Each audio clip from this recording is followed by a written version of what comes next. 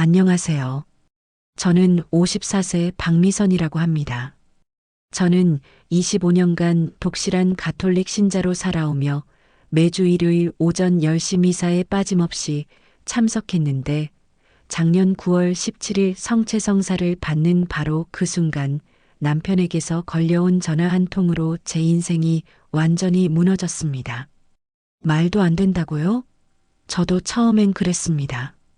하지만 남편은 제가 무릎 꿇고 기도하는 그 시간, 우리 집 금고에서 제 어머니 명의의 부동산 서류 12장을 빼돌려 법무사 사무실로 향하고 있었습니다.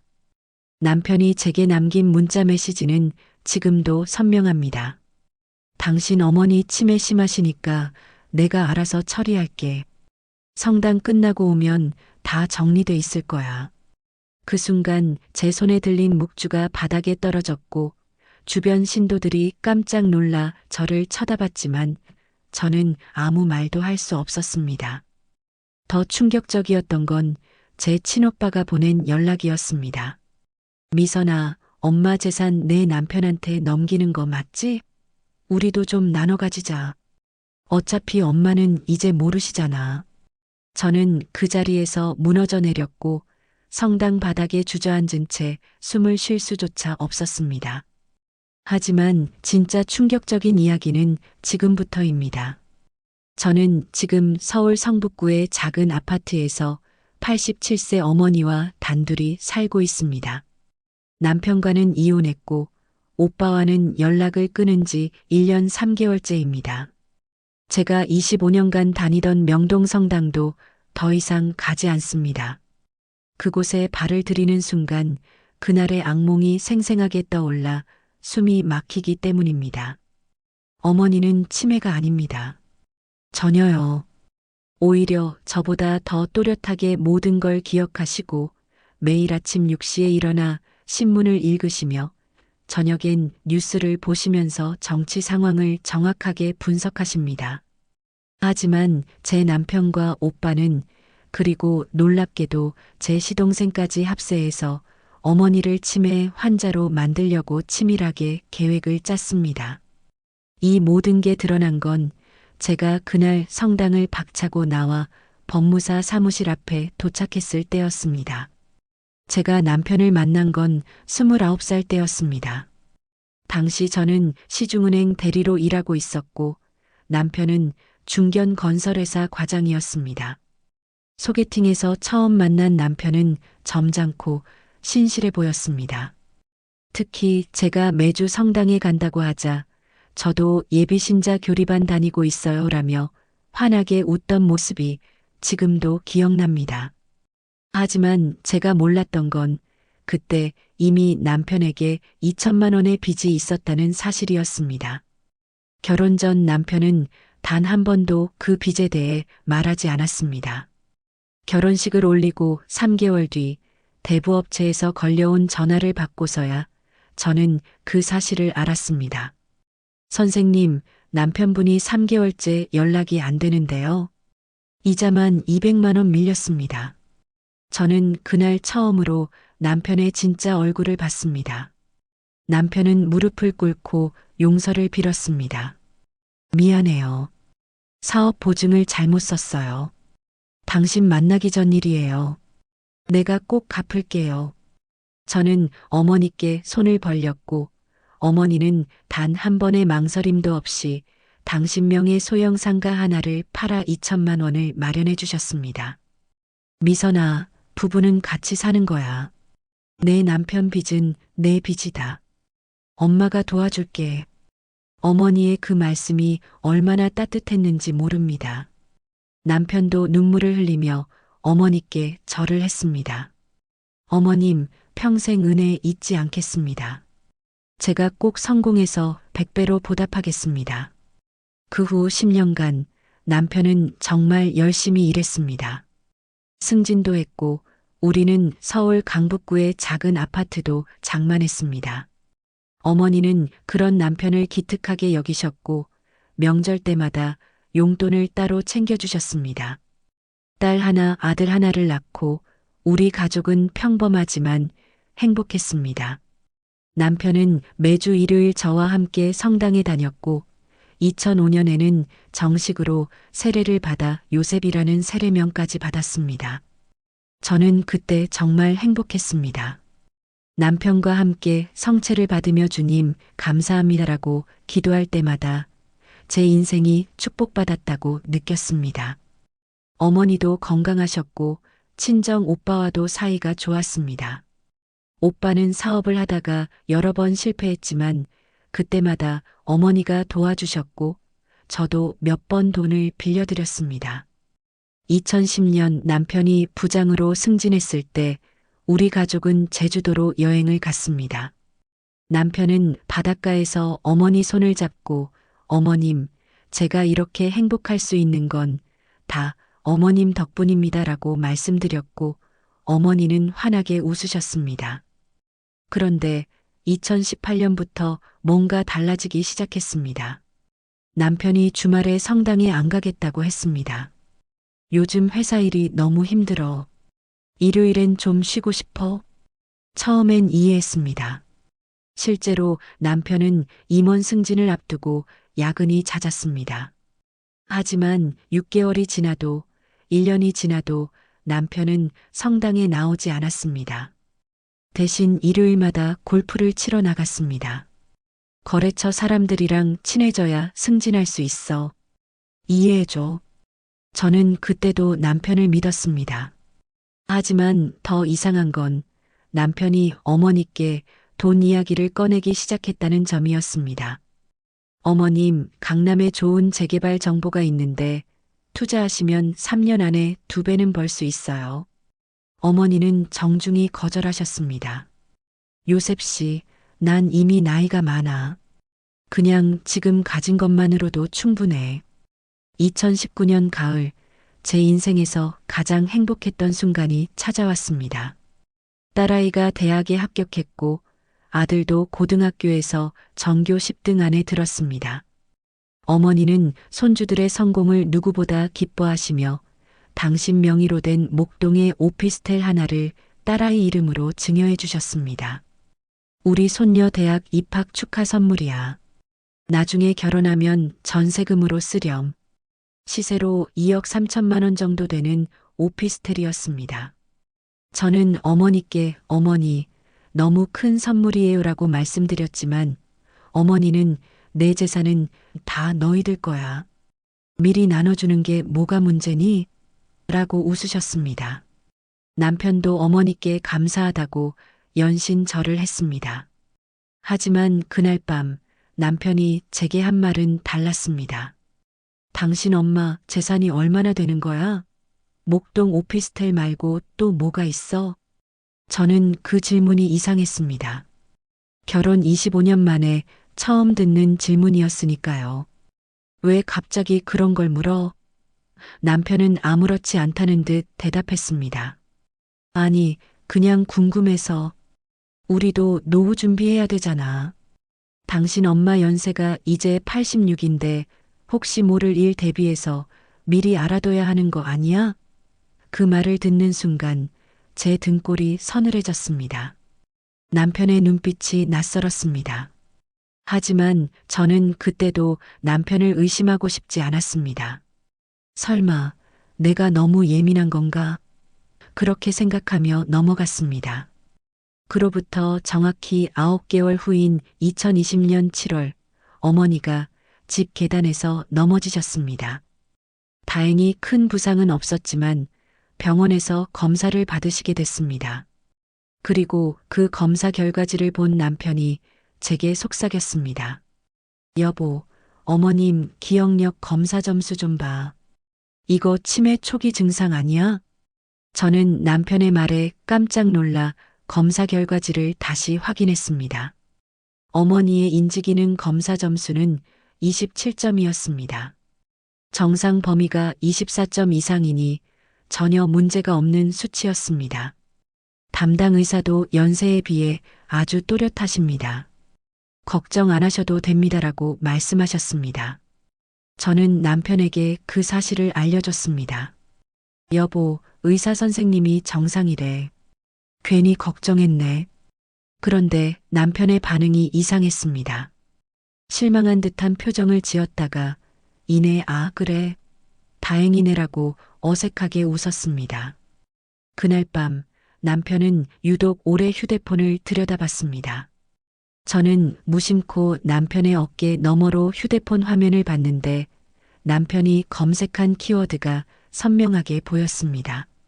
치매 진단 기준, 성년 후 견제도, 치매 환자 재산 관리. 제 심장이 빠르게 뛰기 시작했습니다. 다음 날 아침 저는 일부러 아무렇지 않은 척 남편에게 물었습니다. 여보, 어젯밤에 왜 그런 거 검색했어? 남편은 당황한 기색 없이 대답했습니다. 아, 그냥 미리 알아두려고. 나중에 정말 어머님이 치매 걸리시면 우리가 법적으로 어떻게 해야 하는지 알아야 되잖아. 그럴듯한 대답이었습니다.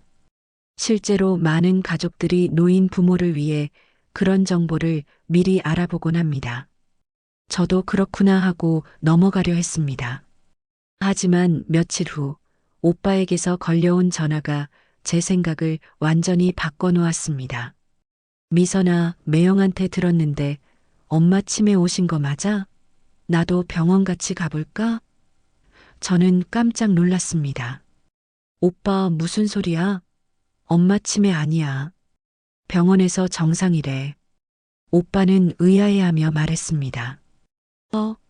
그래. 매형이 나한테 엄마 치매 초기라고 했는데 전화를 끊는 순간 제 손이 부들부들 떨렸습니다. 저는 남편을 추궁하지 않았습니다. 대신 며칠간 남편의 행동을 관찰했습니다. 남편은 평소와 다름없이 출근하고 저녁엔 TV를 보고 주말엔 골프를 쳤습니다. 하지만 어머니를 대하는 태도가 달라졌습니다. 어머님, 오늘 날짜가 며칠인지 아세요? 어머님, 아침에 뭐 드셨어요? 기억나세요? 마치 치매 검사를 하듯이 어머니의 기억력을 계속 테스트했습니다.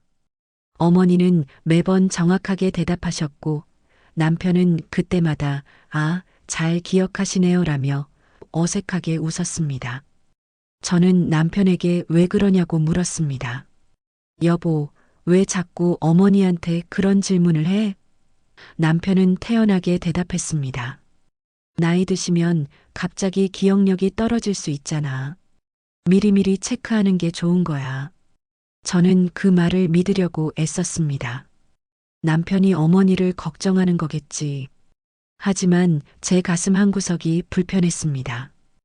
2020년 10월 남편이 갑자기 제게 제안했습니다. 여보, 어머님 모시고 우리 집으로 이사 오는 게 어때? 저는 깜짝 놀랐습니다. 어머니는 평생 당신 집에서 사셨고 혼자 사는 걸 편안해 하셨습니다.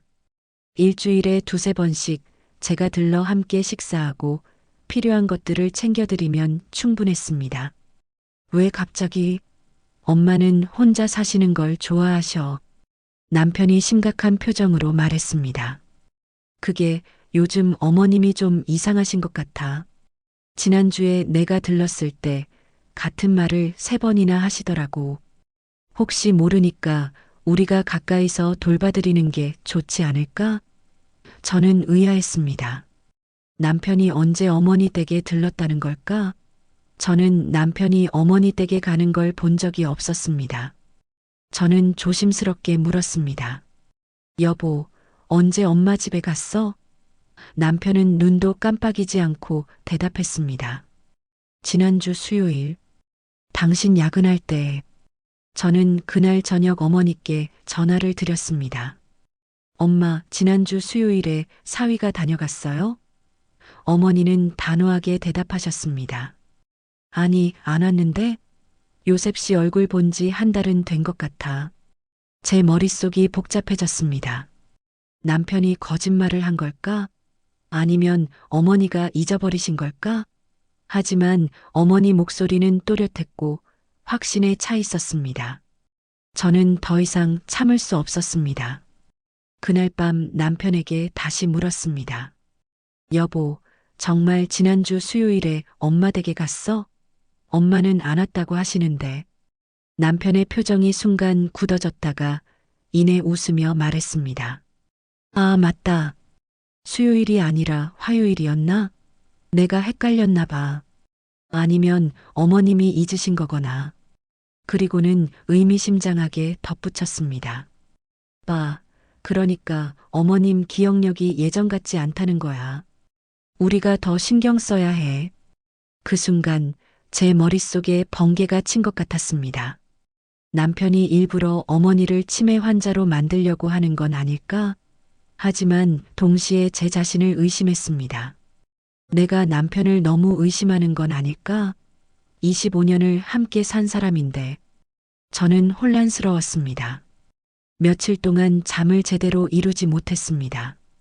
남편이 옆에 누워 자는데도 저는 그 사람이 낯설게 느껴졌습니다. 그러던 어느 날 새벽 3시 저는 화장실에 가려고 일어났다가 거실에서 불빛이 새어 나오는 걸 봤습니다. 살금살금 다가가 보니 남편이 노트북 앞에 앉아 있었습니다. 화면에는 어떤 법률 사이트가 떠 있었고 남편은 뭔가를 열심히 메모하고 있었습니다. 저는 뒤에서 화면을 봤습니다. 치매 환자 성년 후견인 신청 방법, 후견인의 재산 관리 권한, 부동산 처분 절차. 제 온몸에 소름이 돋았습니다.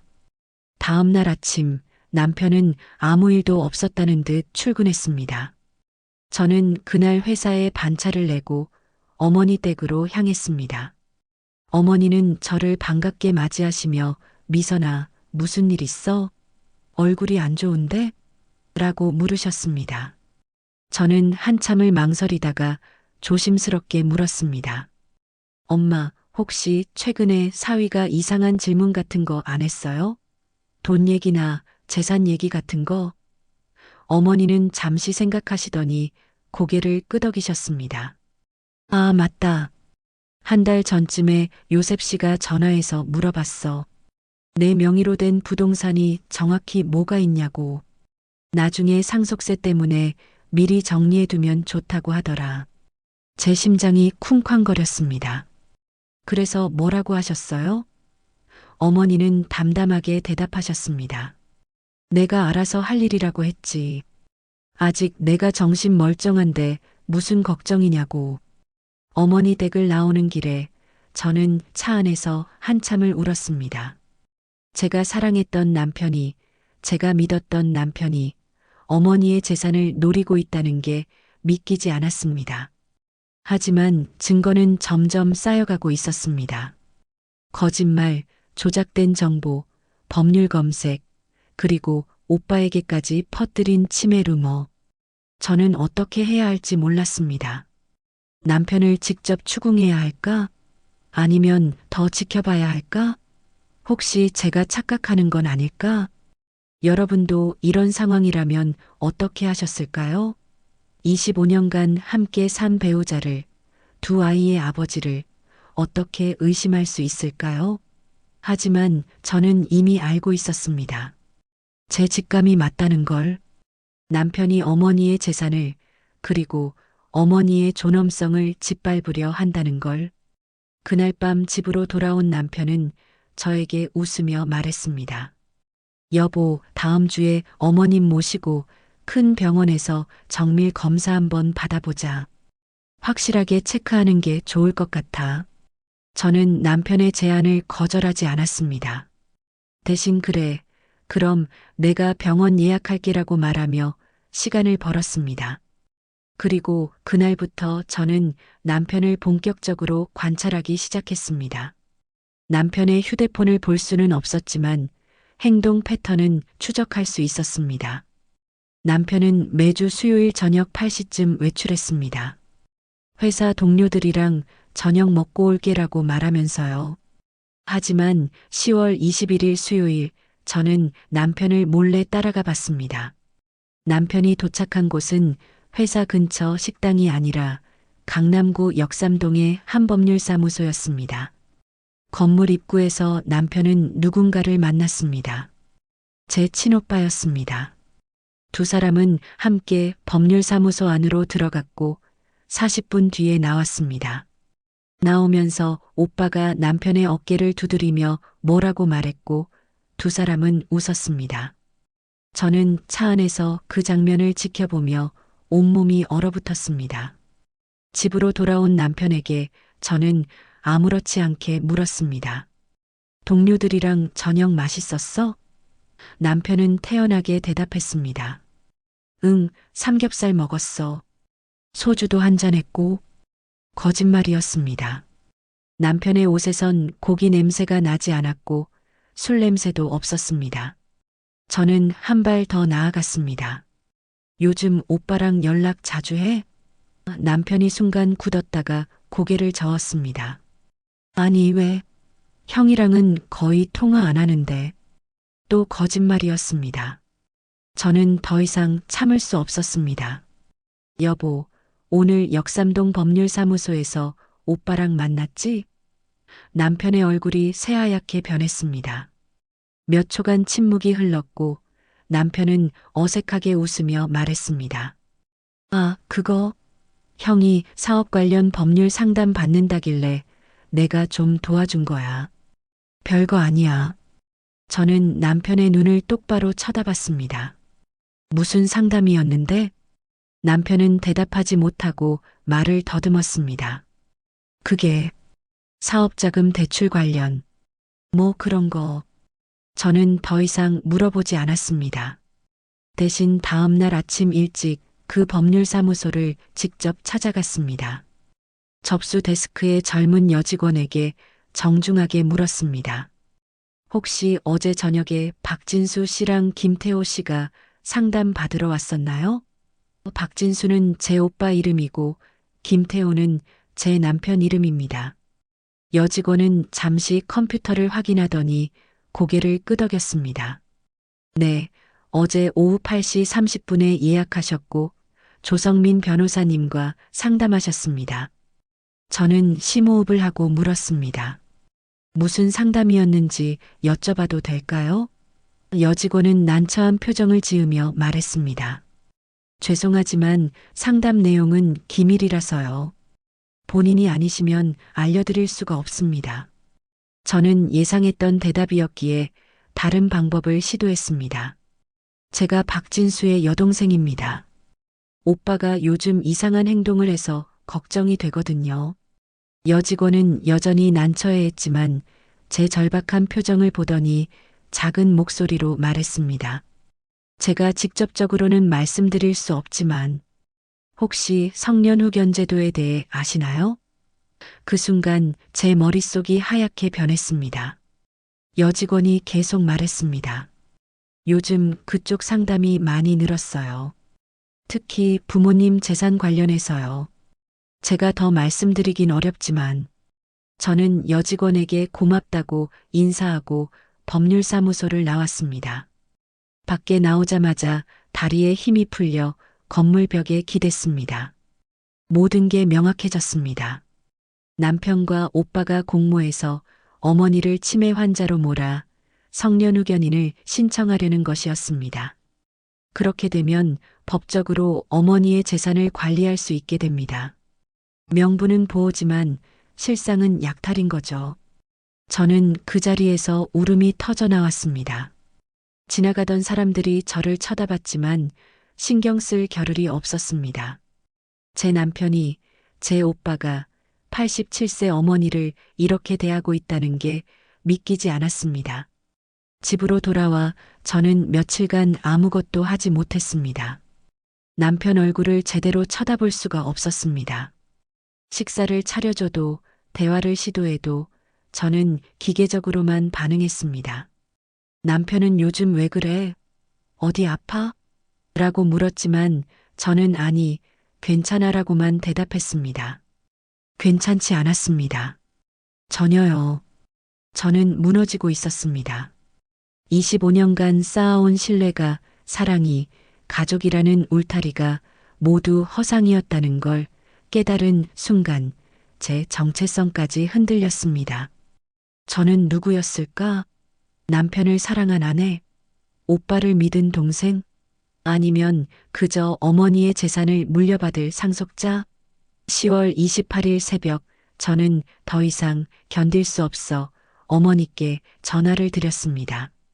엄마, 지금 제가 가도 될까요? 어머니는 제 목소리만 듣고도 뭔가 이상하다는 걸 아셨습니다. 미선아, 무슨 일이야? 지금 새벽 4시인데. 저는 참았던 눈물이 터져 나왔습니다. 엄마, 저 지금 너무 힘들어요. 30분 뒤 저는 어머니 댁에 도착했습니다. 어머니는 이미 깨어 계셨고 따뜻한 차를 준비해 두셨습니다. 저는 어머니 앞에 앉아 모든 걸 털어놨습니다. 남편과 오빠의 법률사무소 방문, 성년후 견제도 상담, 치매 루머, 모든 것을요. 어머니는 제 이야기를 들으시며 한 번도 놀라지 않으셨습니다. 오히려 담담하게 고개를 끄덕이셨습니다. 제가 다 말하고 나자 어머니가 조용히 말씀하셨습니다. 미선아, 엄마는 이미 알고 있었어. 저는 깜짝 놀라 어머니를 쳐다봤습니다. 뭐라고요? 어머니는 천천히 설명하셨습니다. 내 오빠가 3개월 전부터 이상했어. 갑자기 자주 들르더니 내 통장 비밀번호를 물어보고 부동산 서류가 어디 있냐고 물었어. 나는 다 주지 않았지. 그리고 내 남편도 마찬가지야. 전화할 때마다 어머님 혹시 요즘 깜빡깜빡 하시는 거 없으세요? 라고 물어. 나는 바보가 아니야. 다 알고 있었어. 저는 어머니 말씀에 충격을 받았습니다. 그런데 왜 아무 말씀도 안 하셨어요? 어머니는 쓸쓸하게 웃으셨습니다. 말해봤자 내가 힘들어질까봐. 내 남편이고 내 오빠니까. 내가 중간에서 얼마나 괴로워하겠어. 그래서 그냥 모르는 척하고 있었지. 저는 어머니를 꼭 안았습니다. 87세의 노인이 2명의 탐욕스러운 남자들로부터 스스로를 지키기 위해 혼자 고군분투하고 계셨던 겁니다. 엄마, 미안해요. 제가 미처 몰랐어요. 어머니는 제 등을 토닥이시며 말씀하셨습니다. 미선아, 넌 잘못한 게 없어. 사람을 믿는 게 잘못은 아니야. 다만 이제는 정확히 알아야 해. 내 남편이 어떤 사람인지, 내 오빠가 어떤 사람인지. 그 순간 어머니가 서랍에서 무언가를 꺼내셨습니다. 작은 녹음기였습니다. 엄마가 요즘 이걸 항상 가지고 다녀. 혹시 모를 일에 대비해서 어머니는 녹음기를 재생하셨습니다. 오빠의 목소리가 들렸습니다. 엄마, 솔직히 말씀드릴게요. 엄마 연세가 이젠 87이에요. 언제 치매 올지 아무도 몰라요. 그 전에 미리 재산을 정리하시는 게 좋아요. 상속세도 아낄 수 있고요. 어머니의 차분한 목소리가 들렸습니다. 진수야, 엄마 아직 정신 멀쩡해. 내 재산은 내가 알아서 할 거야. 그러자 오빠의 목소리 톤이 달라졌습니다. 엄마, 그렇게 고집 부리시면 나중에 후회하실 거예요. 미선이 그 집에서 엄마 모시고 살 것 같아요? 걔 남편도 바쁜 사람인데. 차라리 제가 모시고 살게요. 대신 엄마 재산 좀 미리 정리해 주세요. 어머니의 단호한 대답이 이어졌습니다. 안 돼. 엄마 재산은 나중에 공평하게 나눌 거야. 지금은 안 돼. 오빠가 한숨을 쉬며 말했습니다. 그럼 할 수 없네요. 법적으로 처리하는 수밖에. 녹음이 끝나고 저는 할 말을 잃었습니다. 여러분도 이런 녹음을 들으신다면 어떤 기분이실까요? 친오빠의 입에서 나오는 저런 말들을요? 저는 녹음을 듣고 나서 한동안 말을 잇지 못했습니다. 어머니는 차를 한 모금 드시고 나서 또 다른 녹음 파일을 재생하셨습니다. 이번에는 남편의 목소리였습니다. 어머님, 요즘 깜빡깜빡 하시는 거 없으세요?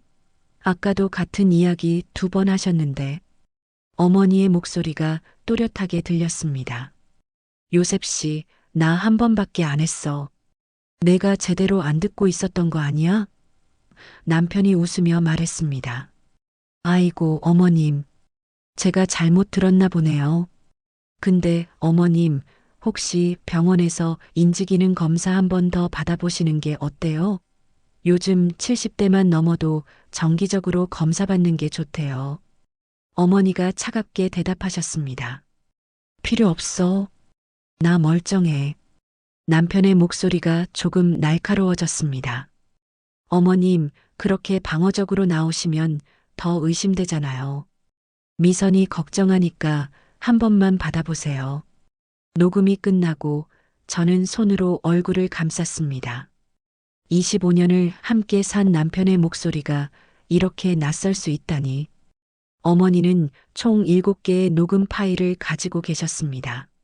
남편 것 3개, 오빠 것 4개. 모두 지난 3개월간 녹음한 것들이었습니다. 어머니는 말씀하셨습니다.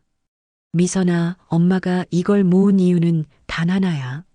내가 언젠가 결정을 내려야 할 때 확실한 증거를 갖고 있어야 한다고 생각했어. 엄마 말만으로는 넌 안 믿을 수도 있잖아.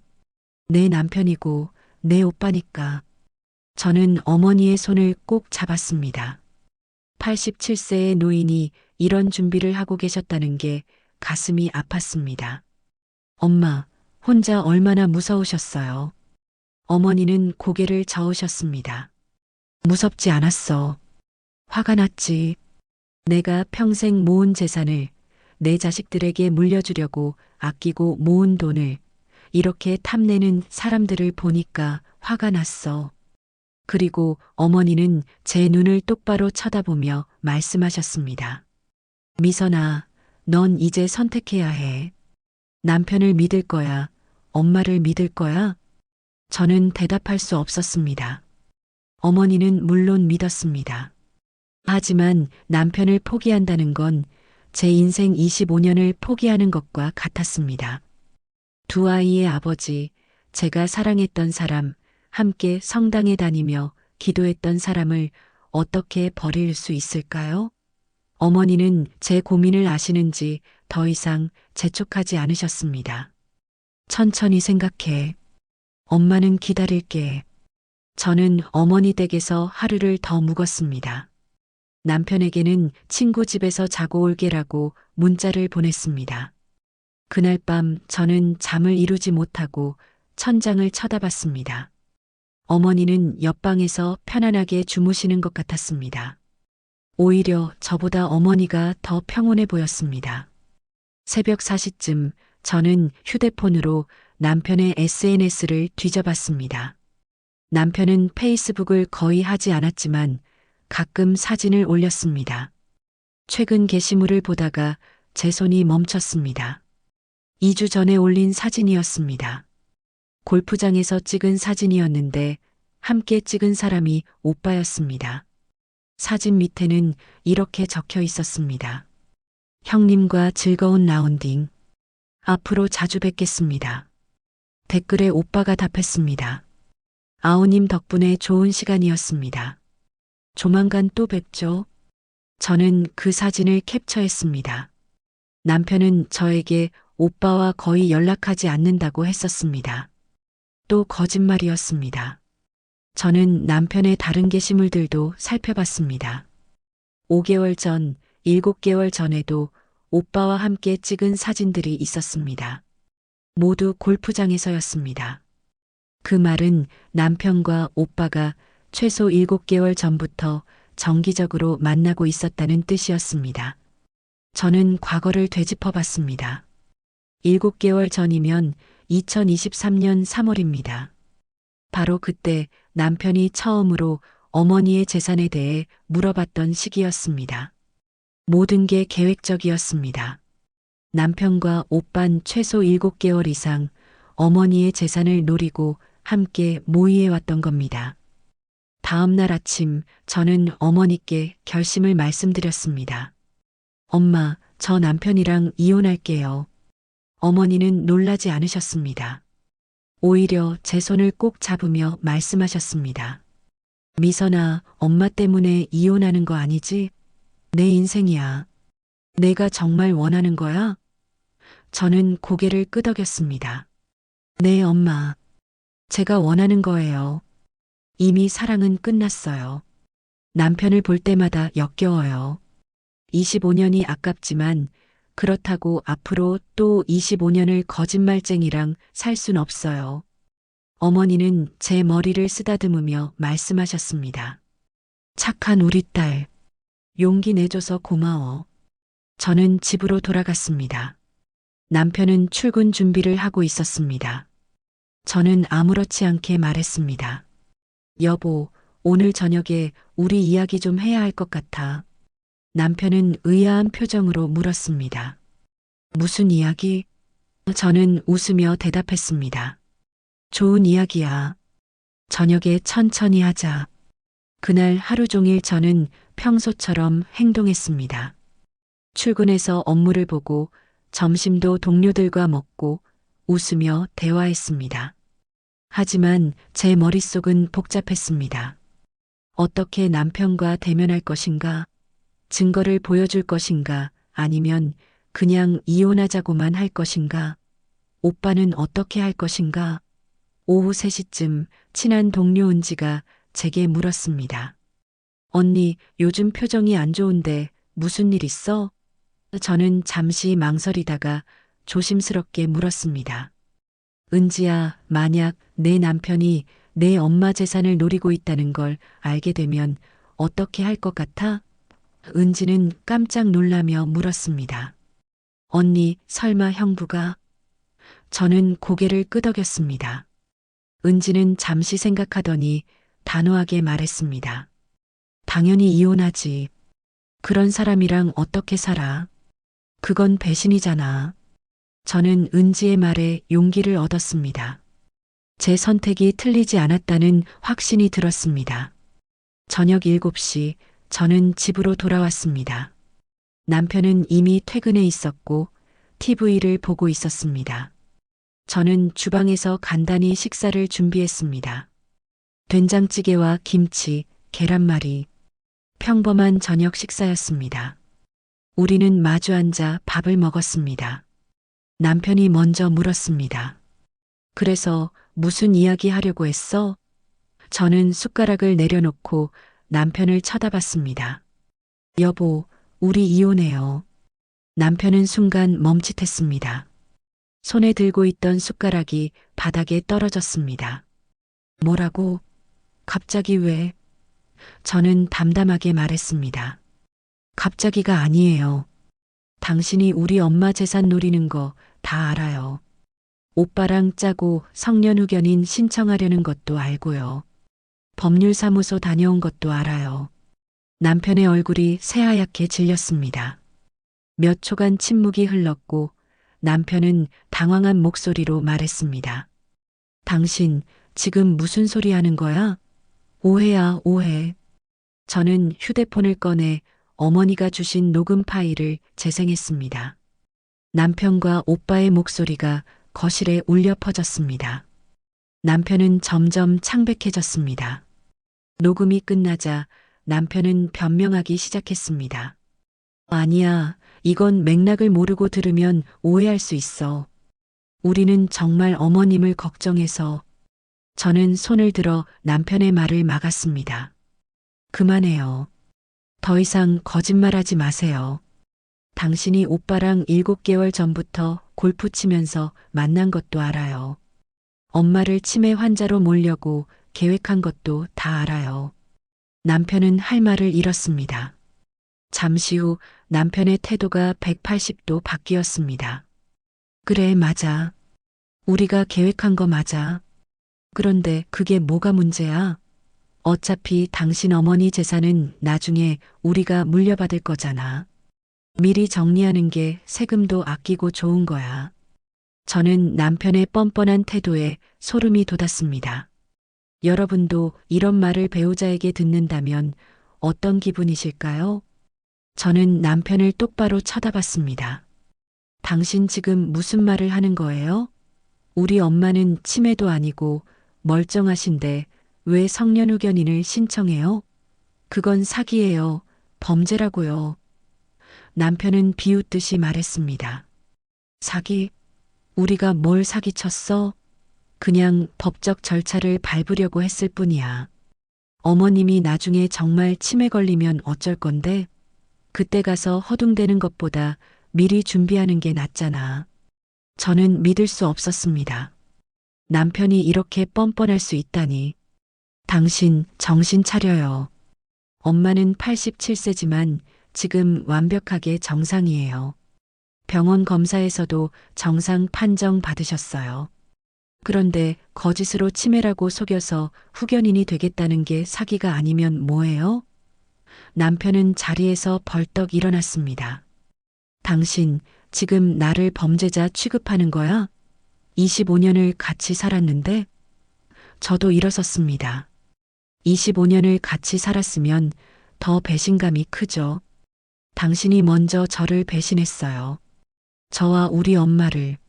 남편은 갑자기 태도를 바꿔 제 손을 잡으려고 했습니다. 여보, 진정해. 내가 잘못 생각했어. 형이랑 만나서 이야기하다 보니까 그런 생각이 든 거야. 하지만 실행에 옮긴 건 아니잖아. 그냥 상담만 받아본 거라고. 저는 남편의 손을 뿌리쳤습니다. 상담만? 당신 지금까지 우리 엄마한테 계속 치매 아니냐고 물어봤잖아요. 오빠한테도 엄마가 치매래요라고 거짓말했고요. 그게 단순한 상담이에요? 남편의 얼굴이 붉어졌습니다. 그래, 내가 좀 성급했어. 인정할게. 하지만 이혼까지 할 일은 아니잖아. 우리 애들 생각 좀 해봐. 딸이 대학생이고 아들이 고3인데 지금 이혼하면 애들한테 얼마나 충격이겠어. 저는 차갑게 대답했습니다. 애들한테 충격? 당신이 할머니 재산 뺏으려고 음모 꾸민 게 더 큰 충격이에요. 제가 애들한테 다 이야기할 거예요. 아빠가 뭘 했는지. 남편의 표정이 급격히 변했습니다. 당신 감히. 애들한테 헛소리 하지 마. 남편은 처음으로 고함을 쳤습니다. 25년 결혼 생활에서 남편이 저에게 소리를 지른 건 이번이 처음이었습니다. 저는 한 발짝 뒤로 물러섰습니다. 남편은 거칠게 숨을 몰아쉬며 말했습니다. 당신이 뭘 안다고 그래? 내가 이 집안을 위해서 얼마나 고생했는데. 당신 어머니한테서 2천만 원 받아서 빚 갚았을 때 얼마나 창피했는지 알아? 25년 동안 그 빚을 갚는다는 마음으로 살았어. 이제 좀 보상받으려는 게 뭐가 나빠? 저는 남편의 말에 경악했습니다. 보상? 당신이 그걸 보상이라고 생각했어요? 엄마가 우리를 도와주신 건 사랑이었어요. 그런데 당신은 그걸 빚으로 생각했다고요? 남편은 자조적으로 웃었습니다. 사랑? 세상에 공짜는 없어.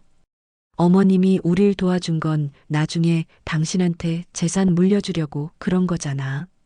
어차피 다 계산된 거야. 저는 그 순간 깨달았습니다. 이 사람은 처음부터 사랑이 뭔지 몰랐던 겁니다. 저는 조용히 말했습니다. 당신은 평생 사랑을 받아본 적이 없나 봐요. 그래서 다른 사람의 사랑도 이해하지 못하는 거죠. 남편은 비웃었습니다. 사랑? 그런 추상적인 거 말고 현실을 봐. 당신 어머니 재산이 얼마인 줄 알아? 부동산만 해도 50억은 넘어. 그걸 당신이랑 당신 오빠가 반씩 나누면 각각 25억이야. 그런데 왜 나는 한 푼도 못 받아? 25년 동안 사위 노릇했는데 저는 남편의 말에 할 말을 잃었습니다. 당신, 처음부터 돈만 생각했던 거예요? 남편은 대답하지 않았습니다. 하지만 그 침묵이 답이었습니다. 저는 휴대폰을 꺼내 이혼 전문 변호사에게 미리 받아둔 명함을 꺼냈습니다. 내일 아침에 변호사한테 연락할 거예요. 이혼 소송 준비하세요. 남편이 갑자기 제 휴대폰을 낚아채려고 했습니다. 당신 지금 진심이야? 저는 재빨리 휴대폰을 숨기며 소리쳤습니다. 손대지 마세요. 그 순간 현관문이 열렸습니다. 문을 연 건 딸아이였습니다. 대학 기숙사에서 사는 딸이 갑자기 집에 온 겁니다. 딸은 우리의 싸우는 모습을 보고 얼어붙었습니다. 엄마, 아빠, 무슨 일이에요? 저는 재빨리 표정을 정리하려 했지만 눈물이 났습니다. 남편도 당황한 표정으로 아, 수진아, 넌 왜? 라고 말을 더듬었습니다. 딸은 제 눈물을 보고 다가왔습니다. 엄마, 왜 울어요? 아빠가 뭐 잘못했어요? 저는 딸을 안으며 참았던 눈물이 터져 나왔습니다. 딸은 제 등을 토닥이며 말했습니다. 엄마, 말해봐요. 무슨 일인지. 저는 딸에게 모든 걸 말해야 할지 고민했습니다. 아빠에 대한 환상이 깨질 딸을 생각하니 가슴이 아팠습니다. 하지만 남편이 먼저 말했습니다. 수진아, 아빠 말 들어봐. 엄마가 지금 오해하고 있어. 아빠는 할머니를 위해서. 딸이 남편의 말을 끊었습니다. 아빠, 저 다 들었어요. 저와 남편은 동시에 딸을 쳐다봤습니다. 딸이 조용히 말했습니다. 제가 1시간 전에 왔어요. 현관문 열었는데 안에서 싸우는 소리가 들려서 그냥 밖에서 다 듣고 있었어요. 남편의 얼굴이 새하얗게 변했습니다. 딸은 남편을 똑바로 쳐다보며 말했습니다. 아빠가 할머니 재산 노린 거 다 들었어요. 외삼촌이랑 짜고 할머니를 치매 환자로 만들려고 한 것도요. 딸의 눈에서 눈물이 흘러내렸습니다. 저는 아빠를 존경했어요. 성실하고 정직한 사람이라고 생각했어요. 그런데 아빠가 이런 사람이었어요? 남편은 딸에게 다가가려 했지만 딸은 뒤로 물러섰습니다. 수진아, 아빠 말 좀. 딸이 고개를 저었습니다. 아빠, 저 오늘부터 아빠랑 말 안 할 거예요. 엄마, 이혼하세요. 저는 엄마 편이에요. 저는 딸을 꼭 안았습니다. 딸도 저를 안으며 소리내어 울었습니다. 남편은 그 모습을 멍하니 바라보다가 방으로 들어가 문을 쾅 닫았습니다. 그날 밤 저는 딸과 함께 어머니 댁으로 갔습니다. 어머니는 손녀를 보시고 반가워하셨지만 우리의 눈이 빨갛게 부은 걸 보시고는 모든 걸 눈치채셨습니다. 수진이까지 알게 됐구나. 딸은 할머니께 다가가 무릎을 꿇고 말했습니다. 할머니, 죄송해요. 제가 아빠를 제대로 못 봤어요. 어머니는 손녀의 머리를 쓰다듬으며 말씀하셨습니다. 수진아, 내 잘못이 아니야. 사람은 누구나 실수할 수 있어. 중요한 건 잘못을 깨닫는 거야. 그날 밤 우리 세 여자는 함께 잠을 잤습니다. 87세 할머니, 54세 딸, 22세 손녀. 세대를 넘어 우리는 하나가 되었습니다. 다음 날 아침 일찍 저는 변호사 사무소를 찾아갔습니다. 김선영 변호사는 40대 중반의 차분한 여성이었습니다. 저는 변호사에게 모든 상황을 설명하고 어머니가 녹음한 파일들을 들려드렸습니다. 변호사는 녹음을 다 듣고 나서 고개를 끄덕였습니다. 김선영 변호사는 말했습니다. 박미선 씨, 이건 단순한 이혼 사건이 아닙니다. 남편분과 오빠분이 계획한 건 사기죄에 해당할 수 있어요. 특히 성년후견인 제도를 악용하려 한 건 법적으로 매우 심각한 문제입니다. 저는 깜짝 놀랐습니다. 사기죄요? 아직 실행에 옮기지 않았는데도요? 변호사가 설명했습니다. 사기 예비죄가 될 수 있고 무엇보다 어르신의 재산을 노린 범죄 음모로 볼 수 있습니다. 어머님이 원하신다면 고소도 가능합니다. 저는 잠시 생각했습니다. 고소까지 해야 할까? 그건 너무 큰 일이 아닐까? 하지만 변호사는 단호하게 말했습니다. 박미선 씨, 이런 사람들은 한 번으로 끝나지 않아요. 지금 막지 않으면 나중에 더 큰 일을 벌일 수 있습니다.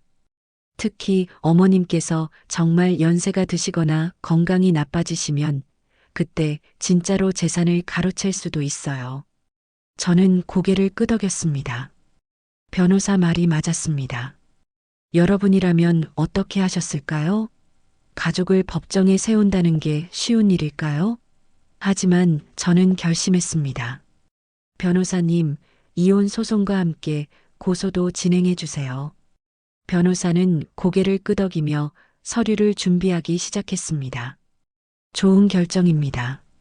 우선 이혼 소송을 먼저 진행하고 동시에 사기 예비 및 재산 침해 시도로 고소장을 접수하겠습니다. 어머님께서 직접 고소인이 되시는 게 가장 효과적입니다. 저는 어머니께 전화를 드렸습니다.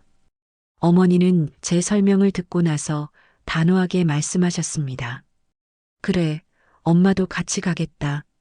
지금 당장 변호사 사무실로 갈게. 1시간 후 어머니가 도착하셨습니다.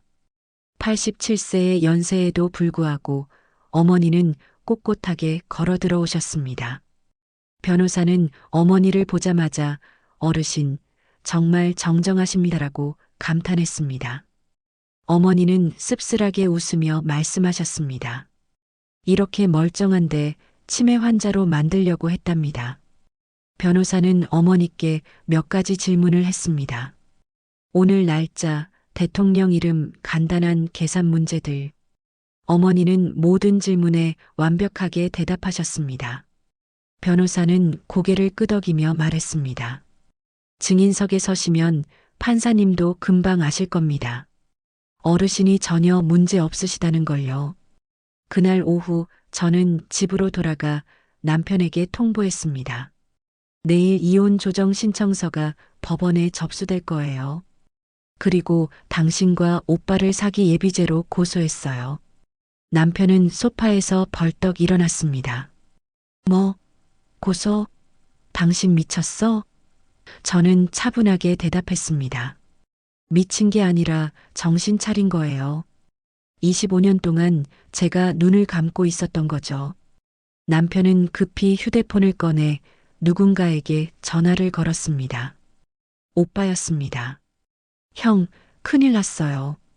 미선이가 우릴 고소했어요. 사기죄래요. 휴대폰 너머로 오빠가 소리치는 게 들렸습니다. 뭐? 그 미친년이. 저는 그 순간 모든 걸 녹음하고 있었습니다.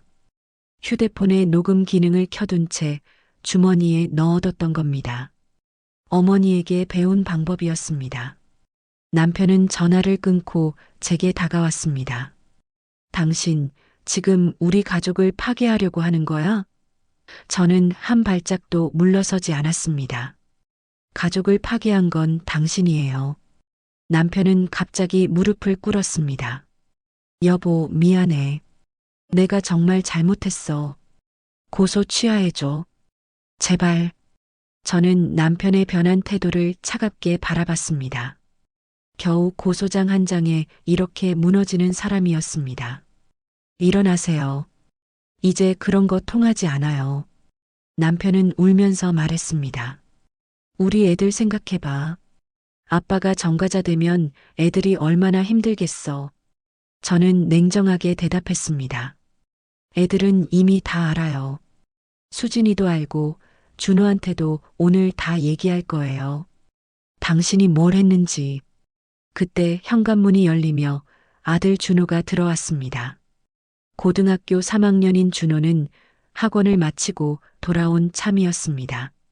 준호는 아버지가 무릎 꿇고 우는 모습을 보고 얼어붙었습니다. 아빠, 왜 그래요? 저는 아들을 거실 소파에 앉히고 모든 걸 설명했습니다.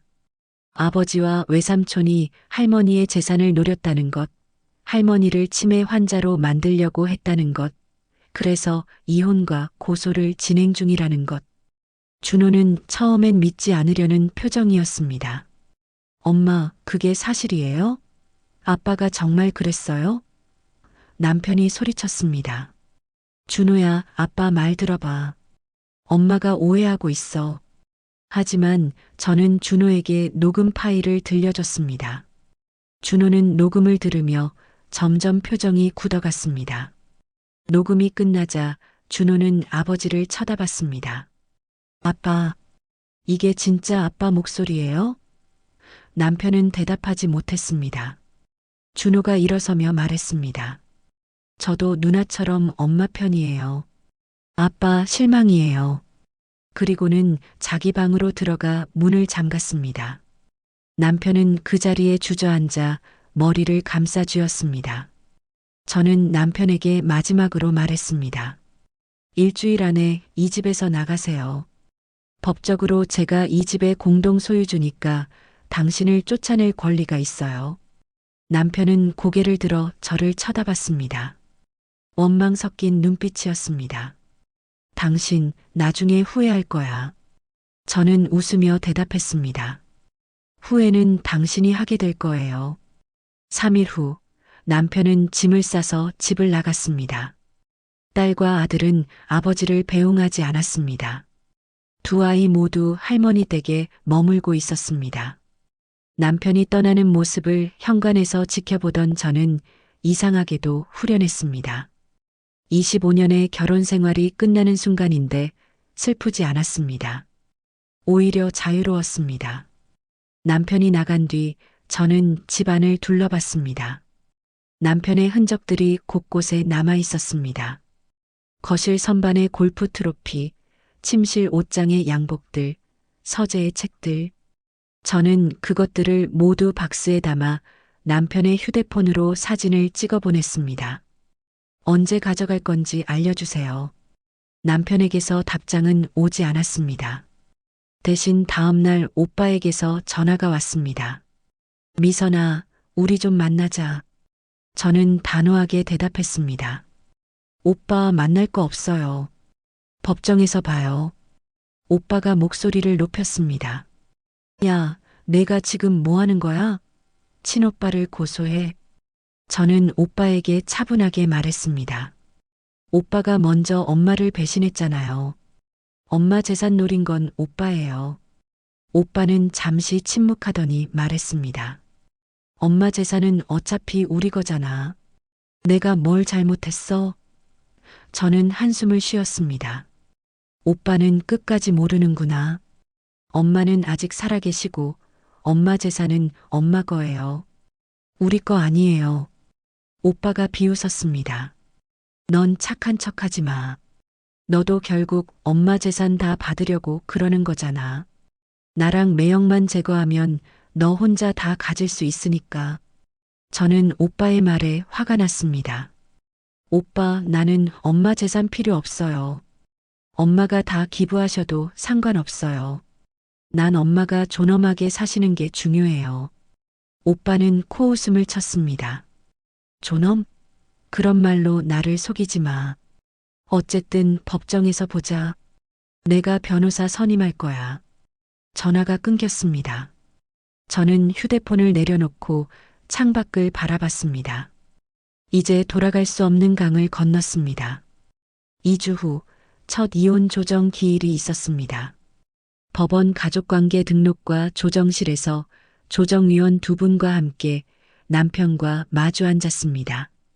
남편은 처음 보는 양복을 입고 있었습니다. 아마 새로 산 것 같았습니다. 조정위원이 물었습니다. 부부가 협의 이혼에 합의하실 의향이 있으신가요? 남편이 먼저 말했습니다. 저는 이혼하고 싶지 않습니다. 아내가 오해하고 있어요. 조정위원이 저를 쳐다봤습니다. 저는 단호하게 말했습니다. 저는 이혼을 원합니다. 남편이 제 어머니의 재산을 노리고 사기를 계획했습니다. 조정위원이 난처한 표정을 지었습니다. 그건 형사사건과 관련된 문제인데 일단 이혼 의사부터 확인하겠습니다. 김태호 씨, 정말 이혼을 원치 않으십니까? 남편이 고개를 끄덕였습니다. 네, 저는 아내와 다시 시작하고 싶습니다. 저는 남편을 쳐다봤습니다. 당신, 지금 무슨 말을 하는 거예요? 다시 시작? 불가능해요. 조정위원이 말했습니다. 일단 협의 이혼은 어려울 것 같으니 재판 이혼으로 진행하셔야겠습니다. 박미선 씨, 이혼 사유를 명확히 제시해 주셔야 합니다. 저는 준비해온 서류를 꺼냈습니다. 어머니의 녹음 파일 전사본, 남편과 오빠의 SNS 사진들, 법률사무소 방문 기록, 그리고 남편이 검색한 성년후견제도 관련 자료들. 조정위원은 서류를 검토하더니 남편을 쳐다봤습니다. 김태호 씨, 이게 사실입니까? 남편은 당황하며 말했습니다. 그건 제가 좀 성급했던 건 인정하지만 이혼 사유가 될 정도는 아니지 않나요? 조정위원이 고개를 저었습니다. 배우자와 그 가족에 대한 신뢰를 파괴한 행위는 충분한 이혼 사유가 됩니다. 특히 범죄를 계획했다면 더욱 그렇습니다. 조정은 결렬되었고 재판으로 넘어가게 되었습니다. 조정실을 나오는 복도에서 남편이 제 팔을 붙잡았습니다. 당신 진짜 끝까지 가려고? 저는 남편의 손을 뿌리쳤습니다. 당연하죠. 끝까지 갈 거예요. 그로부터 한 달 후 형사사건의 첫 재판이 열렸습니다. 어머니와 저는 함께 법정에 출석했습니다. 피고인석에는 남편과 오빠가 나란히 앉아 있었습니다. 두 사람 모두 변호사를 선임한 상태였습니다. 재판장이 들어오자 모두 일어났습니다. 제1의 공판을 시작하겠습니다. 피고인들은 기소 내용을 인정합니까? 남편의 변호사가 일어났습니다. 재판장님, 피고인들은 혐의를 부인합니다. 단순히 법률 상담을 받은 것일 뿐이고 실제로 어떤 범죄 행위도 하지 않았습니다. 검사가 반박했습니다. 재판장님, 피고인들은 3개월 이상 계획적으로 피해자를 치매 환자로 몰아가려 했고 성년후견인 신청을 통해 재산을 가로채려 했습니다. 이는 명백한 사기 예비죄입니다. 재판장이 어머니를 쳐다봤습니다. 피해자분께서 직접 증언해 주시겠습니까? 어머니는 또렷한 목소리로 네라고 대답하시고 증인석으로 걸어가셨습니다. 87세의 나이에도 불구하고 어머니의 걸음은 흔들림이 없었습니다. 어머니는 증인 선서를 하시고 자리에 앉으셨습니다. 검사가 질문했습니다. 증인께서는 현재 87세이신데 일상생활에 불편함이 있으신가요? 어머니는 웃으며 대답하셨습니다. 전혀 없습니다. 혼자 장도 보고 요리도 하고 매일 신문도 읽습니다. 검사가 계속 물었습니다. 피고인들이 증인을 치매 환자로 몰아가려 했다는 사실을 언제 알게 되셨나요? 어머니가 답하셨습니다. 약 3개월 전부터입니다. 사위가 자꾸 이상한 질문을 하더군요. 오늘이 며칠이냐, 아침에 뭘 먹었냐, 같은 말을 반복하지 않았냐 하는 것들이요. 처음엔 걱정해서 그러는 줄 알았는데 아들한테서 전화가 왔을 때 알았습니다. 검사가 물었습니다. 아들, 즉 피고인 박진수가 뭐라고 했습니까? 어머니는 오빠를 쳐다보며 말씀하셨습니다. 내 재산을 미리 정리하자고 했습니다. 나중에 치매 오면 복잡하다면서요. 그때 깨달았죠. 이 사람들이 내 재산을 노리고 있다는 걸. 남편의 변호사가 반대 신문에 나섰습니다. 증인께서는 피고인들이 정말 아기를 가지고 있었다고 확신하십니까? 혹시 진짜로 증인을 걱정해서 그런 건 아닐까요? 어머니는 단호하게 대답하셨습니다. 변호사님, 저는 바보가 아닙니다. 사람이 87년을 살면 사람 속을 볼 줄 압니다. 제 사위와 아들의 눈빛에는 걱정이 아니라 탐욕이 있었습니다. 변호사가 다시 물었습니다. 하지만 증인께서는 녹음을 하셨죠? 그것도 미리 계획하고요. 혹시 증인께서 피고인들을 함정에 빠뜨리려 한 건 아닙니까? 어머니는 웃으셨습니다. 함정이라뇨?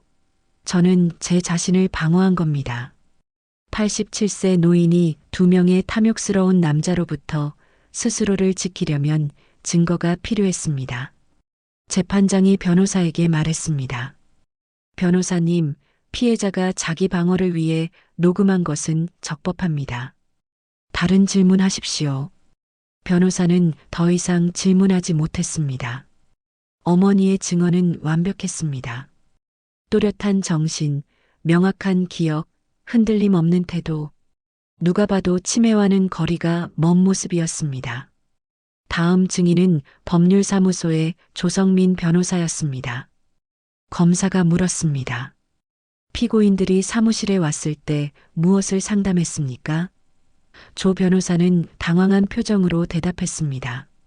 사실, 성년 후견인 신청 절차에 대해 물어봤습니다. 어머니가 치매 초기라면서 재산 관리를 법적으로 어떻게 해야 하는지 물었습니다. 검사가 날카롭게 물었습니다. 그런데 실제로 어머니는 치매가 아니었죠? 조 변호사가 고개를 끄덕였습니다. 네, 오늘 법정에서 피해자분을 뵙고 깜짝 놀랐습니다. 전혀 치매가 아니시더군요. 피고인들이 저를 속인 겁니다. 남편의 변호사가 이의를 제기했습니다. 재판장님, 저희는 단지 상담을 받은 것뿐입니다. 실제로 신청서를 제출한 것도 아니고요. 하지만 검사가 새로운 증거를 제시했습니다. 재판장님, 피고인 김태호의 컴퓨터에서 발견된 파일입니다. 법정 스크린에 문서가 나타났습니다. 성년 후견인 신청서 초안이라는 제목의 파일이었습니다. 남편이 직접 작성한 것으로 어머니를 치매 환자로 기재하고 자신을 후견인으로 지정하는 내용이었습니다. 법정이 술렁였습니다. 남편은 얼굴이 새하얗게 변했습니다. 남편의 변호사가 급히 말했습니다. 재판장님, 그건 단지 초안입니다. 실제로 제출하지 않았습니다. 검사가 반박했습니다. 하지만 의도는 명확합니다. 피고인은 실제로 범행을 준비하고 있었습니다. 재판장이 남편을 쳐다보며 물었습니다. 피고인 김태호, 이 문서에 대해 해명하시겠습니까? 남편은 떨리는 목소리로 말했습니다. 그냥 만약을 대비해서 작성해 본 겁니다. 재판장의 표정이 굳어졌습니다.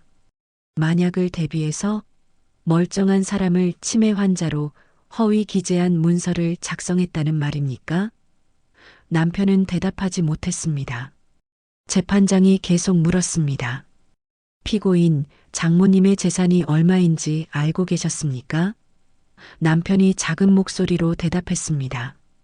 대략 50억 정도요. 재판장이 고개를 끄덕였습니다. 50억? 그 금액을 노리고 이런 계획을 세운 거군요. 방청석에서 한숨소리가 들렸습니다. 제 딸 수진이었습니다. 재판장은 오빠에게도 질문했습니다. 피고인 박진수, 당신도 이 계획에 동참했습니까? 오빠는 변명했습니다. 저는 매형이 하자는 대로 따라간 것뿐입니다. 제가 주도한 게 아닙니다. 검사가 녹음 파일을 재생했습니다. 오빠가 어머니께 법적으로 처리하는 수밖에라고 말하는 부분이었습니다. 재판장이 물었습니다. 이게 주도하지 않은 겁니까? 법적으로 처리한다는 게 무슨 뜻입니까? 오빠는 땀을 흘리며 대답했습니다. 그건 제 말실수입니다. 재판장이 한숨을 쉬었습니다. 피고인들 두 분 다 87세 노모의 재산을 노리고 치밀하게 계획을 세웠습니다. 이는 단순한 가족 간의 갈등이 아니라 명백한 범죄 시도입니다. 재판장은 잠시 서류를 검토하더니 말했습니다. 다음 기일에 최종 변론을 듣고 판결하겠습니다. 피고인들은 구속영장 청구는 없으나 피해자 접근 금지 명령을 내립니다. 오늘 재판은 여기까지입니다. 망치 소리가 울렸습니다.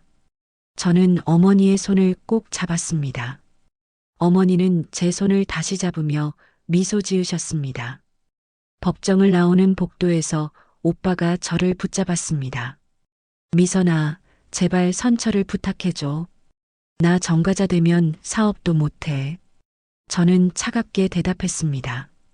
오빠, 그건 오빠가 선택한 결과예요. 제가 도와줄 수 없어요. 오빠가 화를 냈습니다. 넌 정말 피도 눈물도 없구나. 친오빠를 이렇게 만들어? 저는 오빠를 똑바로 쳐다봤습니다. 오빠가 먼저 87세 엄마한테 피도 눈물도 없는 짓을 했잖아요. 오빠는 그게 정당하다고 생각해요? 오빠는 대답하지 못했습니다. 대신 남편이 다가왔습니다. 미선아, 우리 애들 생각해서라도.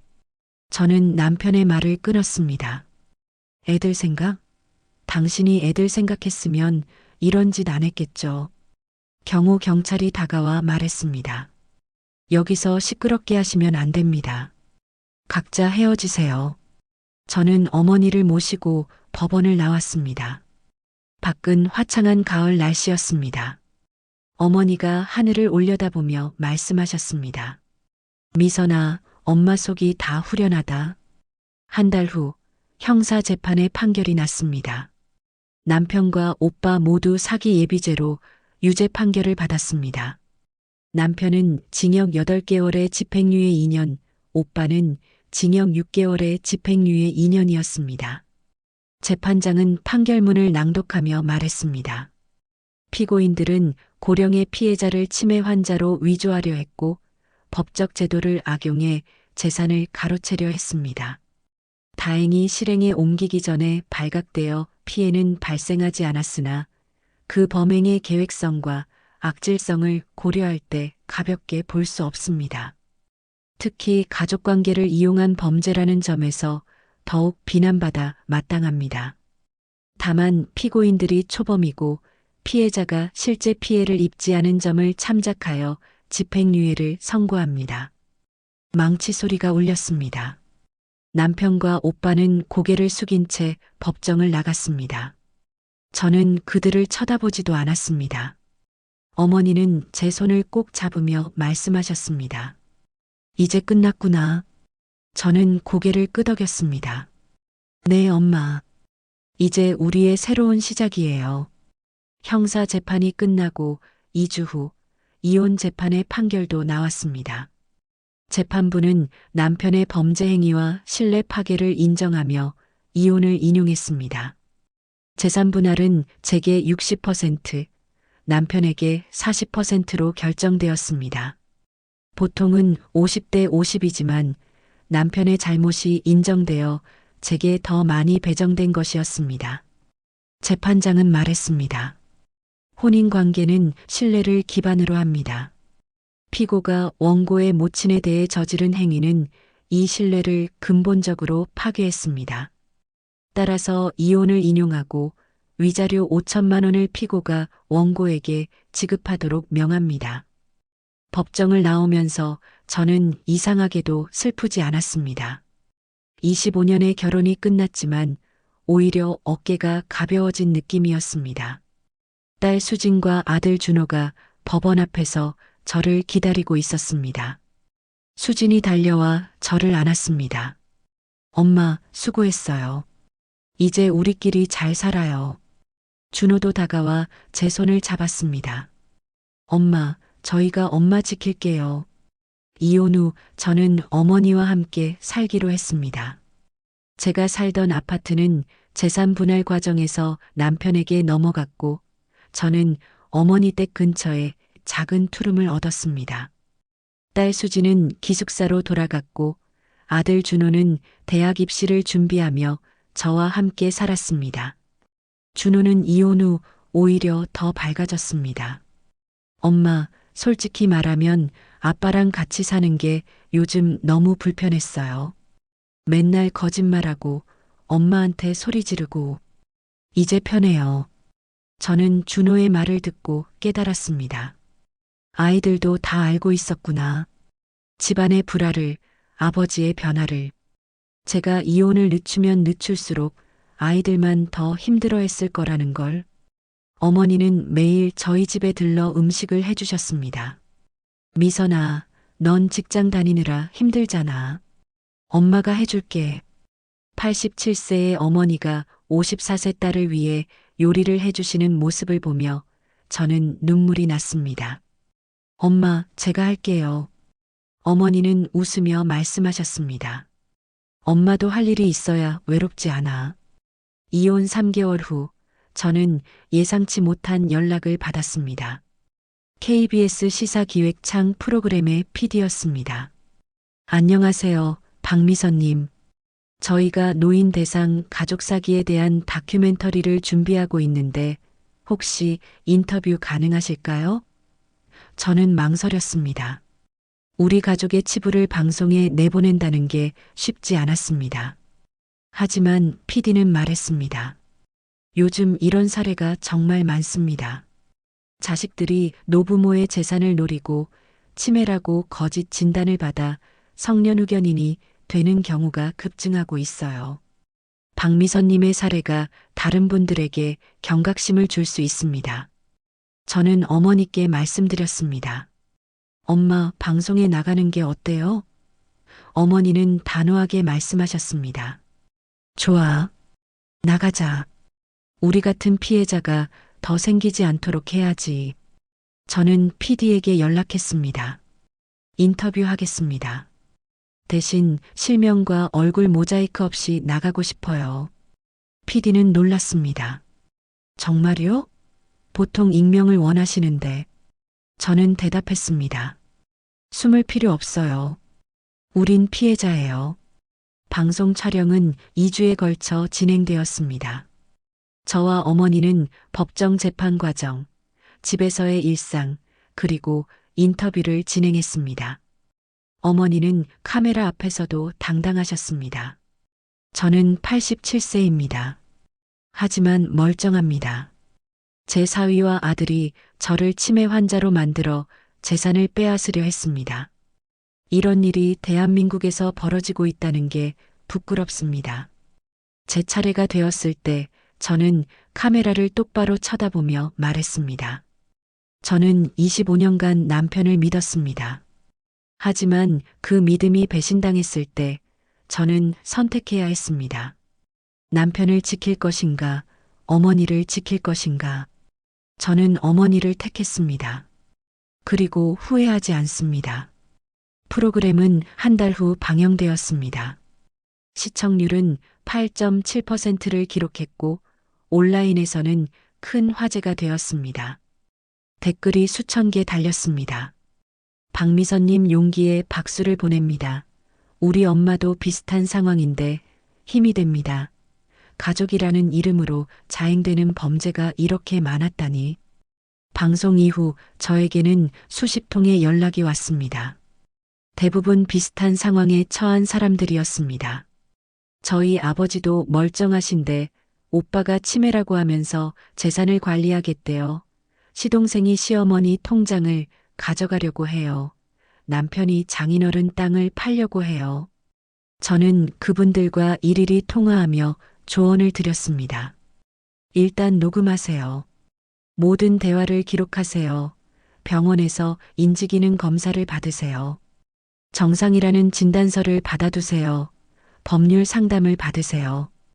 혼자 해결하려 하지 마세요. 통화가 끝날 때마다 저는 생각했습니다. 내가 뭔가 더 할 수 있지 않을까? 어느 날 저녁 어머니와 차를 마시며 이야기를 나눴습니다. 엄마, 저 이런 피해자들을 돕는 일을 하고 싶어요. 어머니는 고개를 끄덕이셨습니다. 그래, 좋은 생각이야. 엄마가 도와줄게. 저는 놀랐습니다. 엄마가요? 어머니는 미소 지으며 말씀하셨습니다. 엄마 재산 이럴 때 쓰라고 있는 거지. 저는 회사에 사표를 냈습니다. 은행에서 27년간 근무했지만 이제는 더 의미 있는 일을 하고 싶었습니다. 동료들은 놀랐습니다. 미선 씨, 2년만 더 있으면 퇴직금도 많이 나올 텐데. 저는 웃으며 대답했습니다. 돈보다 중요한 게 있더라고요. 어머니는 당신 명의의 상가 하나를 팔아 3억 원을 마련해 주셨습니다. 이걸로 사무실 얻고 시작해봐. 저는 눈물을 흘렸습니다. 엄마, 이렇게까지 하실 필요 없어요. 어머니는 제 손을 잡으며 말씀하셨습니다. 미선아, 엄마는 평생 돈을 모았어. 하지만 돈이 날 행복하게 해주지는 않더라. 오히려 탐욕스러운 사람들만 끌어들였지. 이제는 이 돈으로 의미 있는 일을 하고 싶어. 우리 같은 피해자들을 돕는 게 엄마한테는 더 큰 보람이야. 저는 어머니를 꼭 안았습니다.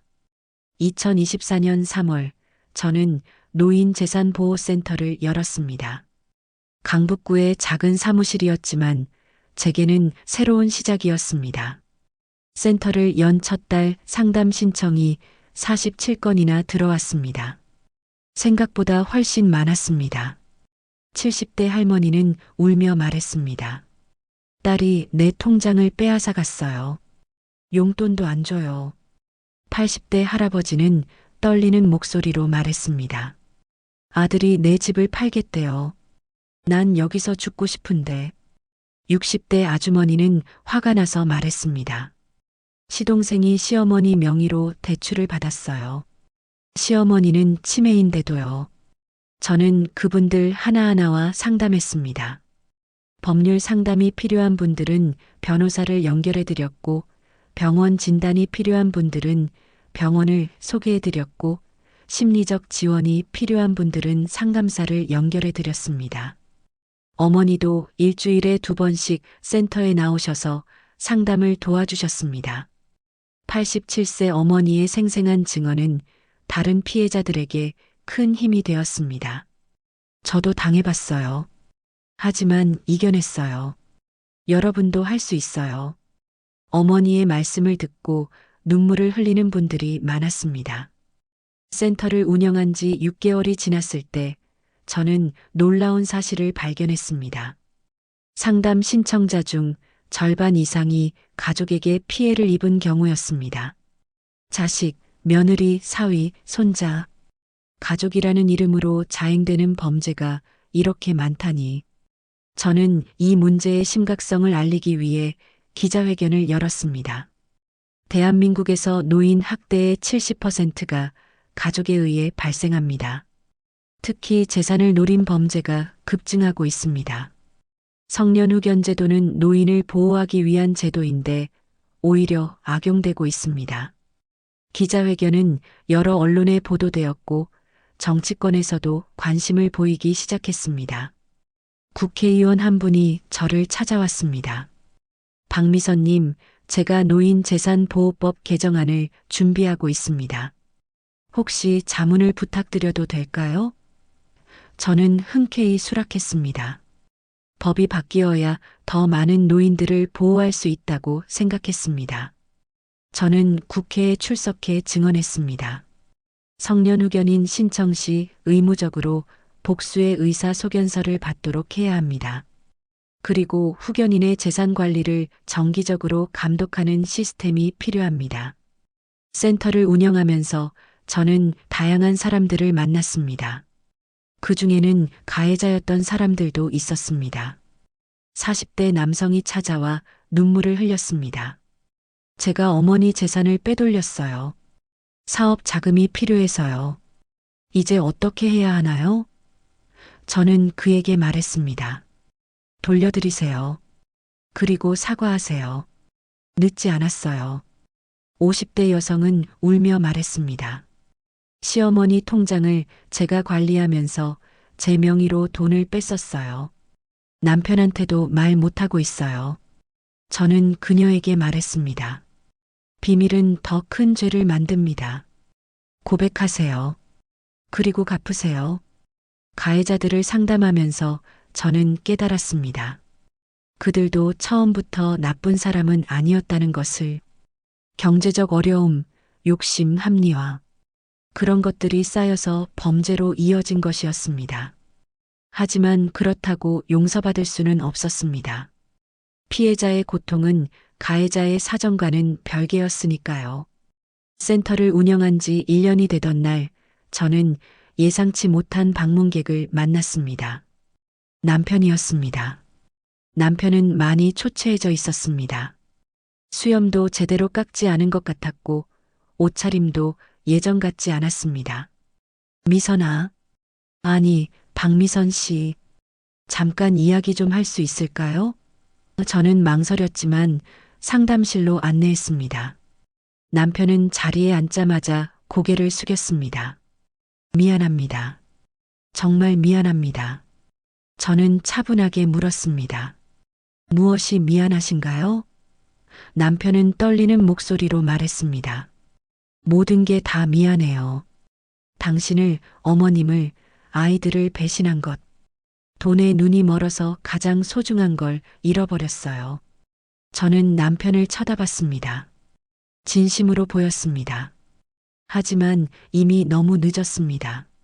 사과받았습니다. 이제 가보세요. 남편이 고개를 들었습니다. 나 회사에서 잘렸어요. 범죄 기록 때문에. 남편은 계속 말했습니다. 집행유예지만 전과 기록이 남았잖아요.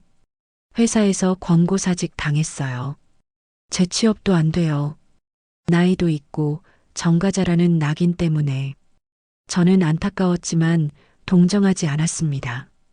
그건 당신이 선택한 결과예요. 제가 도와드릴 수 있는 건 없어요. 남편이 눈물을 흘렸습니다. 나 정말 후회해요. 매일 후회해요. 그때 왜 그랬는지 모르겠어요. 50억이 뭐가 중요했겠어요. 당신과 아이들, 그리고 평범한 행복이 훨씬 소중한 건데. 저는 한숨을 쉬었습니다. 이제 알았으면 됐어요. 늦었지만요. 남편이 물었습니다. 수진이랑 준호는 잘 지내요? 저는 고개를 끄덕였습니다. 네, 잘 지내요. 수진이는 대학 졸업반이고 준호는 대학 합격했어요. 둘 다 밝게 잘 지내요. 남편의 얼굴에 안도의 표정이 스쳤습니다. 그나마 다행이네요. 아빠 때문에 상처받지 않았으면 좋겠어요. 저는 남편에게 말했습니다. 아이들은 이미 상처받았어요. 하지만 그걸 극복하고 있어요. 아이들은 강해요. 당신보다 훨씬. 남편이 고개를 숙였습니다. 나 어머님께 사과하고 싶어요. 혹시 연락처 좀. 저는 단호하게 말했습니다. 안 돼요. 엄마는 당신을 만나고 싶어 하지 않으세요. 접근 금지 명령도 아직 유효하고요. 남편은 더 이상 말하지 못했습니다. 잠시 침묵이 흘렀습니다. 남편이 일어서며 마지막으로 말했습니다. 미선 씨, 당신이 하는 일 뉴스에서 봤어요. 대단해요. 정말 자랑스러워요. 저는 남편을 쳐다보지 않고 말했습니다. 저는 당신의 자랑스러움이 필요 없어요. 그냥 당신 인생이나 잘 사세요. 남편이 센터를 나갔습니다. 저는 창문으로 남편의 뒷모습을 지켜봤습니다. 쓸쓸해 보였습니다. 하지만 저는 동요하지 않았습니다. 어떤 사과도 과거를 지울 수는 없었으니까요. 그로부터 3개월 후, 저는 또 다른 방문객을 만났습니다. 이번에는 오빠였습니다. 오빠도 남편처럼 많이 변해 있었습니다. 미선아, 저는 차갑게 대답했습니다. 무슨 일이세요? 오빠가 말했습니다. 엄마 좀 뵙고 싶어? 진짜 사과하고 싶어? 저는 고개를 저었습니다. 엄마가 원하지 않으세요. 오빠가 울먹였습니다. 나 사업 완전히 망했어. 거래처들이 다 끊었어. 전과자라고. 가족들한테도 손가락질 당하고. 저는 담담하게 말했습니다. 그게 제 문제인가요? 오빠가 화를 냈습니다. 넌 정말 변했어. 예전엔 그렇게 착하더니. 저는 오빠를 똑바로 쳐다봤습니다. 오빠, 제가 변한 게 아니에요. 제가 눈을 뜬 거예요. 착한 게 아니라 바보였던 거죠. 오빠는 할 말을 잃었습니다. 저는 계속 말했습니다. 오빠는 평생 엄마한테 손 벌리기만 했어요. 사업 망하면 엄마가 도와주고, 빚지면 엄마가 갚아주고, 그러면서 고마워하기는커녕 더 달라고만 했죠. 오빠가 변명했습니다. 그건 내가 어려워서 그랬던 거야. 저는 냉소를 지었습니다. 어려우면 혼자 해결해야죠. 87세 노모한테 손 벌리는 게 정상인가요? 오빠는 대답하지 못했습니다. 저는 마지막으로 말했습니다. 오빠 엄마는 오빠를 용서하지 않을 거예요. 저도 마찬가지고요. 오빠가 정말 반성한다면 혼자 힘으로 일어서세요. 그게 진짜 사과예요. 오빠가 센터를 나갔습니다. 저는 그날 저녁 어머니께 말씀드렸습니다. 엄마, 오빠가 찾아왔었어요. 어머니는 표정 변화 없이 물으셨습니다. 뭐래? 저는 대화 내용을 말씀드렸습니다. 어머니는 한참을 생각하시더니 말씀하셨습니다. 미선아, 엄마는 진수를 용서할 수 없어. 하지만 미워하지도 않아. 그냥, 이제 남이야. 저는 어머니의 말씀에 고개를 끄덕였습니다. 가족이라고 해서 모든 걸 용서해야 하는 건 아니었습니다. 때로는 관계를 끊는 것도 용기였습니다. 센터 운영 2년째 저는 책을 출간했습니다. 제목은 87세 어머니를 지키는 법이었습니다. 제 이야기와 함께 센터에서 만난 100여 명의 사례, 그리고 노인 재산을 지키는 법적 방법들을 담았습니다. 책은 출간 한 달 만에 베스트셀러가 되었습니다. 서점 에세이 분야 1위를 3주 연속 기록했습니다. 독자들의 반응이 뜨거웠습니다. 제 상황과 똑같아서 울면서 읽었습니다. 부모님께 이 책을 선물했어요. 법 개정이 시급하다는 걸 느꼈습니다. 저는 전국 곳곳에서 강연 요청을 받았습니다. 서울, 부산, 대구, 광주. 어디를 가든 강연장은 만석이었습니다.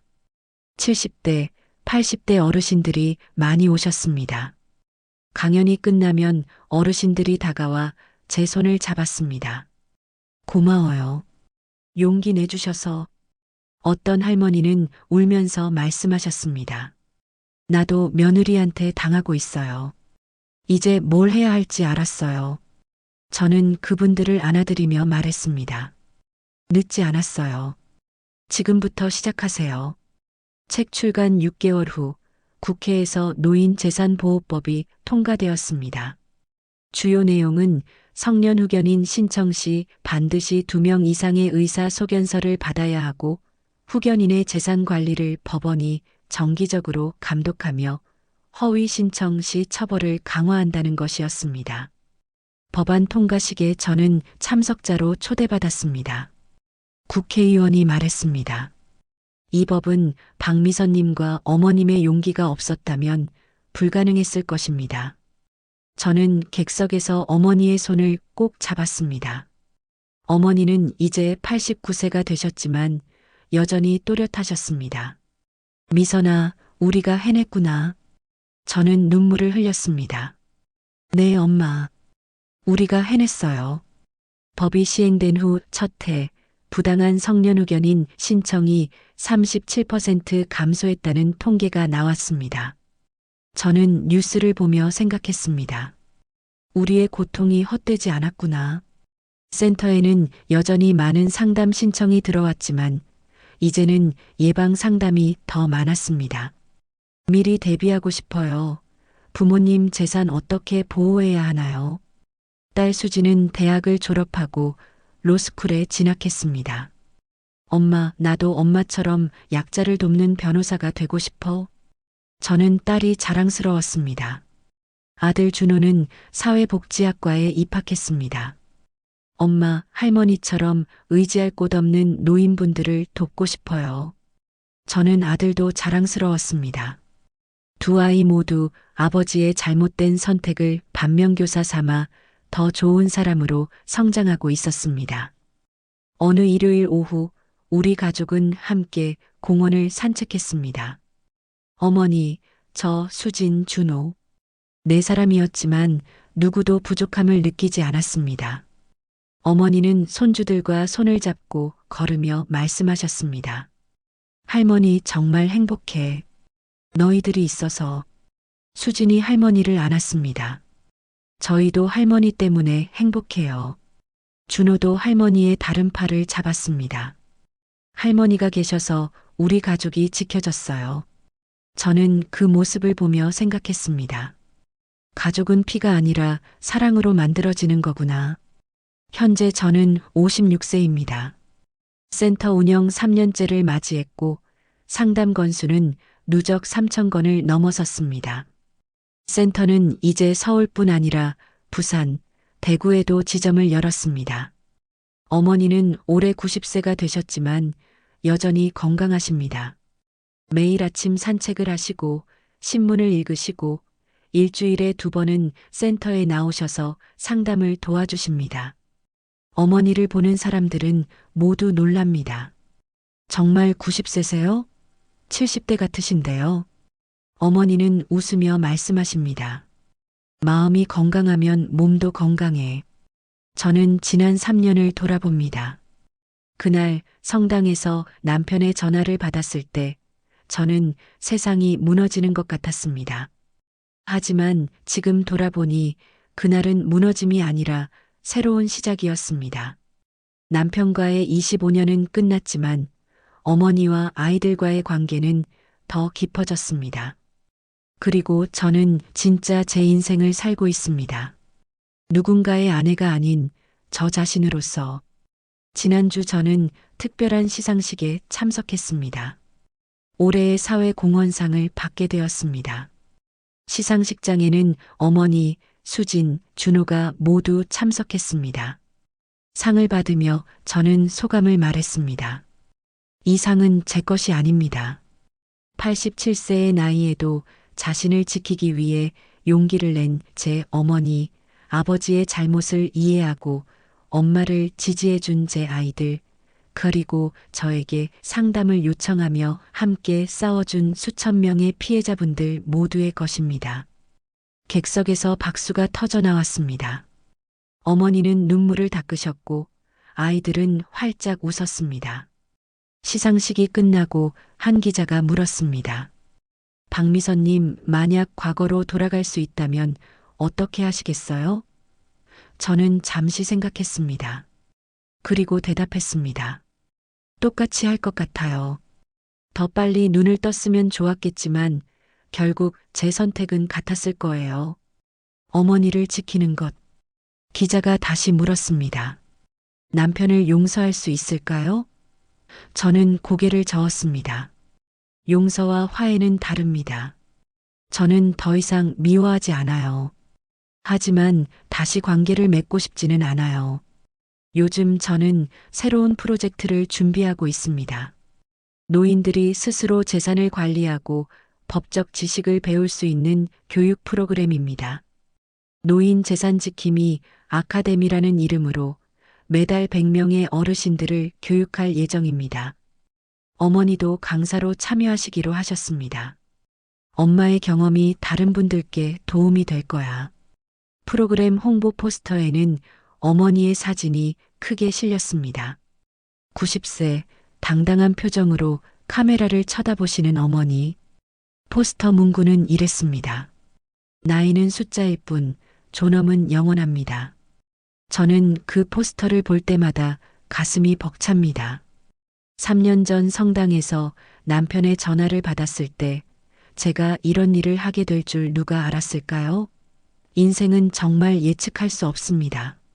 하지만 한 가지는 확실합니다. 어떤 상황에서도 우리는 선택할 수 있다는 것. 저는 어머니를 선택했고, 정의를 선택했고, 제 존엄을 선택했습니다. 그리고 그 선택은 옳았습니다.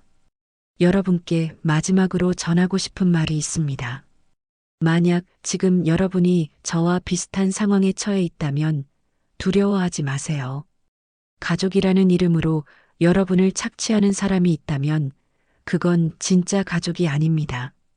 진짜 가족은 서로를 존중하고 지키고 사랑합니다. 돈을 노리지 않습니다.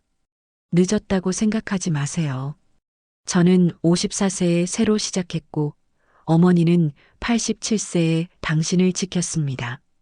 나이는 중요하지 않습니다. 중요한 건 용기입니다. 그리고 혼자가 아니라는 걸 기억하세요. 저희 같은 센터들이 있고 법이 있고 무엇보다 여러분 스스로가 있습니다. 여러분은 생각보다 강합니다. 저도 그랬으니까요. 마지막으로 어머니께서 항상 하시는 말씀을 전합니다. 존엄은 누가 주는 게 아니야. 스스로 지키는 거야. 저와 어머니의 이야기가 여러분께 작은 용기가 되었으면 좋겠습니다. 그리고 혹시 비슷한 경험이 있으시다면 댓글로 여러분의 이야기도 들려주세요. 우리는 혼자가 아닙니다. 함께 싸우면 이길 수 있습니다. 감사합니다.